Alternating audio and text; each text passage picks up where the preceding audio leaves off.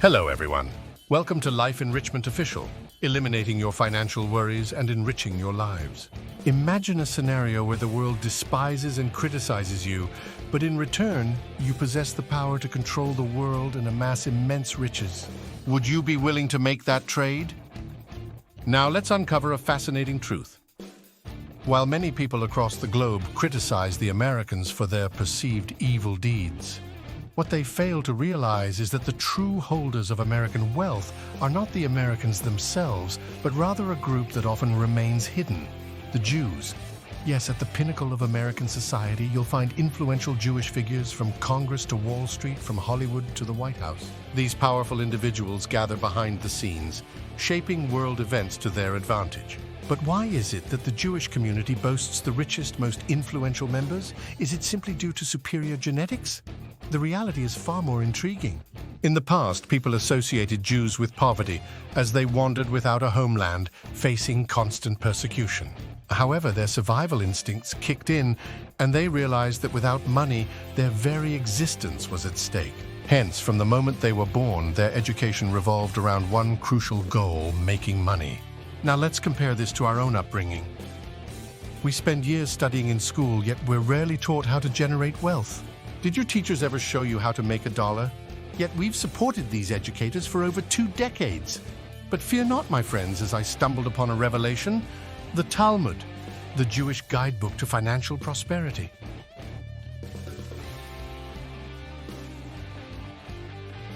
It became my holy grail, surpassing countless other books that failed to deliver results. Within its pages, I discovered the secrets of wealth creation, investment strategies, and entrepreneurial prowess. Today, amidst the global economic instability, I feel compelled to share this invaluable knowledge with you, free of charge and without reservation. I want you to envision a future where, like Jewish capitalists, we seize the opportunity to acquire undervalued global assets. Together, we'll wait our chances, watching our wealth multiply exponentially. If you believe in this vision, give this video a thumbs up and join me on this extraordinary journey. Life Enrichment Official is a channel that reveals the truth about money and makes your life better. To access this life-transforming information at no cost, don't forget to subscribe to my channel and hit that notification bell. All right, listen up. Here's a fascinating insight about the Jews throughout history. They were once nomadic people who couldn't lay claim to land, no matter how wealthy they became. They were merely the rulers' moneybags, providing funds for lavish palaces, noble extravagance, and costly wars with other nations. The Jews were at the mercy of those in power. If they refused to hand over their wealth, forceful measures were taken, even leading to expulsion or death. But the Jews were shrewd. They realized early on that power could strip away all material riches, leaving only the knowledge stored in their minds, an invaluable asset that no one could take from them. Even if you were to kill them and dissect their brains, the knowledge within would forever elude your grasp. In AD 70, when the Romans nearly wiped out the Jews, a revered Jewish ancestor fearlessly approached the Roman army commander to congratulate him on their impending victory. Delighted by the gesture, the commander asked the ancestor what he desired. The ancestor's request was profound: to preserve a school for the Jews amidst the ruins of the conquered city, ensuring its eternal existence. The Roman commander granted this wish. Thus, Jewish knowledge and secrecy endured, safeguarded by their history. This history birthed a deep-seated love for books within the Jewish community. An ancestral rule in the Talmud dictated that even in times of poverty, when selling possessions to sustain oneself, one should part with gold, gems, houses, and land before even considering selling books. The Jews recognized that personal knowledge would always be limited by one's environment, resources, and time. To expand their horizons, they absorbed the experiences and knowledge of others through books, treasure troves of wisdom. I hereby emphasize to everyone that the highest return investment in this world is investing in your own mind. And the most cost-effective way to do that is by reading books. The Jews take this ideology to a whole new level. Their fanaticism and reverence for books rival that of religion. Books are the wellspring of wisdom and the gateway to wealth. They even go as far as placing a few books in coffins when someone passes away, ensuring that knowledge accompanies their departed souls. Their thirst for learning knows no bounds. Even in death, they believe the soul must continue to learn. For the Jews, education doesn't end with college or even elementary school. Reading isn't merely a means to obtain a diploma. They read whatever they can get their hands on, books that help them in business and money-making endeavors. You see, when a Jew studies physics, it's not solely for the sake of a degree. Their goal is to leverage the knowledge gained to invent groundbreaking technologies that revolutionize the world, opening doors for global business opportunities. Do you grasp the significance? Ever wondered why Jewish entrepreneurs like Mark Zuckerberg of Facebook, oil tycoon Rockefeller, or Bill Gates dropped out of school and ventured into business without extensive formal education? It's not because they consider reading useless and avoid it altogether. No, their purpose in studying is to build businesses. They read enough to find entrepreneurial opportunities, and then they continue reading books that specifically aid their business ventures. They prioritize practical knowledge over a university environment. Listen up, when it comes to knowledge, we often associate it with scholars, doctors, and the like, people who seem far removed from the world of business. Most folks perceive us businessmen as snobbish, practical, and driven solely by money. But let me tell you something. In this world, it's impossible to out-earn what you know. Yes, there are those who attend prestigious universities like Newton University, yet end up earning less than us. Some even come knocking on our doors seeking employment. So who truly possesses more knowledge? We hold the power over you while you can only be controlled by us. Understand that knowledge doesn't always equate to wealth. It's wisdom that holds the key. We can acquire knowledge from books, but it's wisdom that transforms that knowledge into cold, hard cash. For both Jews and us businessmen, making money comes naturally because we're constantly strategizing and brainstorming ways to increase our wealth. It's through this pursuit that the wisdom of making money is born. All right, let's dive into a thought-provoking question. Throughout generations, why is it that some families inherit wealth while others struggle to make ends meet? Think about it. Your ancestors passed down their genes to you, but what about the wealth they accumulated over hundreds or thousands of years? Shouldn't that have been passed down as well? Logically speaking, if each generation in your family had their own houses, shouldn't you have a surplus of properties by now? Yet why is it that many people today can barely afford a single house? Here's where the Jews come in, and trust me, their approach to family wealth is mind-boggling. The answer lies in their ingenious design of family equity. When I reveal it, you might think it's exaggerated, but the Jewish ancestors established a remarkable set of rules that every descendant with Jewish blood must abide by. And to this day, the Jews continue to uphold these principles. It is because of this system that once one generation of your family becomes affluent, it becomes virtually impossible for your entire family to be poor. Now let me illustrate with an example. Imagine there are 3 siblings, my brother, my sister, and myself. Assume in the end I achieved great success, amassing hundreds of millions in wealth. Traditionally, you'd think that no matter what, my wealth would solely be passed down to my son, regardless of his laziness or reckless spending habits. But what about my nephew, who is exceptionally talented and could multiply my fortune by 100? Shouldn't I be able to pass on my property to him?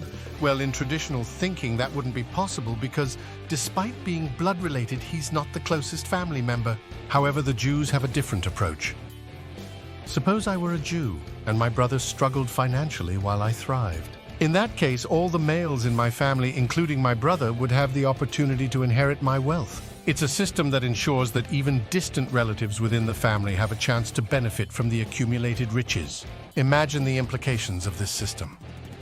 As a Jewish father, from the moment my son is born, he would have endless wealth at his disposal without needing to work for it. It may seem outrageous, but if my father were to gift me hundreds of millions, why would I need to toil away? It's a reasonable thought, isn't it? So now you see how the Jews have designed a system that allows wealth to flow through their families. It's an approach that ensures financial prosperity can be shared among relatives, not just limited to direct descendants. It's a concept worth pondering. Let me paint a captivating picture of the Jewish approach to educating children. Imagine this. No matter how wealthy I am, my son is not allowed to rely on me for handouts. Instead, there's a list of chores waiting for him at home. He'll be responsible for tasks like housework, dog care, or tending to the garden. And guess what? He'll be paid for his labor. From a young age, my son will grasp the concept of working to earn money, understanding that labor is the most challenging route to wealth. I'll also introduce him to our Jewish tradition of doing business, a path that liberates us from the shackles of enslavement and empowers us to become the masters of our own destinies. When my son turns 18, a significant shift takes place. I will immediately kick him out of the house, regardless of our family's wealth or the abundance of vacant rooms. He must venture out and live independently. But don't worry, he can still reside in my house if he pays the market rent. I won't deny him that option. For the next 10 years, I'll push him to explore life freely.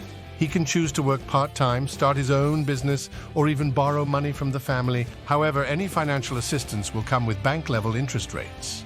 During this period, I'll observe which of my 5 children and my brother's 3 children excel and who struggles. By the end of these 10 years, it becomes evident which of the 8 children have thrived. The best among them will inherit not only my wealth, but also my brother's wealth and the entire family's fortune. They will become the custodians of our collective wealth. As for the remaining children, they won't be left to starve. At most, we'll provide them with a car and a house. If they're jobless, I'll arrange employment for them in the company. But if they don't perform well, they'll still face termination. By educating our children in this manner, you'll witness a transformation. You'll find that all 8 children, at the very least, become professionals or, at best, entrepreneurs and investors. They will have learned the art of relentless pursuit, because the one who excels will directly inherit the family's entire wealth. Where there's competition, motivation thrives. Ultimately, each of the 8 children may accumulate more wealth than what I had originally possessed. They won't even need to rely on my inheritance. Now suppose that a son from my brother's family emerges victorious, inheriting all my wealth. But if his own descendants fail to live up to the challenge, while my son's descendants thrive, the family's wealth will return to my bloodline. In simple terms, the Jews refuse to fragment their family's wealth. They keep it united. Anyone who aspires to inherit must demonstrate the ability to earn money and resources. It's through this approach that their entire family possesses exceptional talents and expertise in all domains. These individuals stick together, allowing their wealth to accumulate and perpetually pass down through generations. It's a game for them as natural as breathing. The Jews have mastered the art of making money from a young age, ingrained in them as an instinctual part of their being. They don't need to consciously strive for it. It simply flows through their lives. To them, money is like a secular god, extraordinary yet ordinary, just a piece of paper or a stone. It took me reaching my first $1 million to truly comprehend this. I realized that I am already free from the constraints of wealth. I no longer worry about money, and earning more becomes just a string of numbers. I don't indulge excessively in material pleasures. At this point, I can't possibly spend all my money, so the only logical choice is to invest it in buying a house. It's a game that surpasses the thrill of video games, where the exhilaration comes from outsmarting opponents and winning the competition. Every day, my mind dances with thoughts of how to extract wealth from the pockets of countless consumers and fill my own. The money I accumulate becomes a report card, validating the feasibility of my ideas and projects in the marketplace. It represents an identity proof, a badge of honor that sets me apart from the rest. Have you heard of the legendary Jewish financier Morgan? His words resonate deeply with us money enthusiasts. I can buy anything I want with money. While others may yearn for fancy cars, prestigious artworks, and luxurious mansions, those material possessions fail to impress us. It's the process of making money, the constant challenge and thrill that captivates our souls. It's not the money itself that we desire, but the act of acquiring it, watching it roll and multiply. While you may perceive making money as a painful endeavor, for us, it's a source of unbridled happiness. You see, you've misunderstood the true essence of making money. For us, making money isn't about toiling for others. It's about entrepreneurship, about creating our own game. When life nears its end, the amount of money we possess becomes irrelevant, but that doesn't mean we stop enjoying the game of wealth creation. Allow me to regale you with a tale from the Talmud. A wealthy Jewish man on the verge of death instructed his secretary to publish an advertisement in the newspaper. He offered to convey messages to his deceased relatives for a fee of $100. It may sound outrageous, but this clever ploy generated a staggering $100,000 before his demise. That's not all. He had his secretary place another advertisement, proclaiming his cultured and refined nature, seeking a well-educated lady to be buried with him. Remarkably, a lady came forward, willing to pay $50,000 for the privilege of joining him in the afterlife. Many dismiss this as a mere story, but not me. He managed to make money through this unconventional approach, but it's not something everyone can replicate successfully. To embark on such a venture, one must first understand the demand for messages to departed loved ones, recognizing the psychological comfort it provides. Secondly, mastering the art of advertising and marketing is pivotal. Even with a great product, if you can't attract customers and make them take action, your efforts are in vain. Lastly, knowing how to collect payments and set prices is crucial. Charging too much could deter potential clients, while offering a lower price may trigger a herd mentality, sparking a trend in ancestral message sending.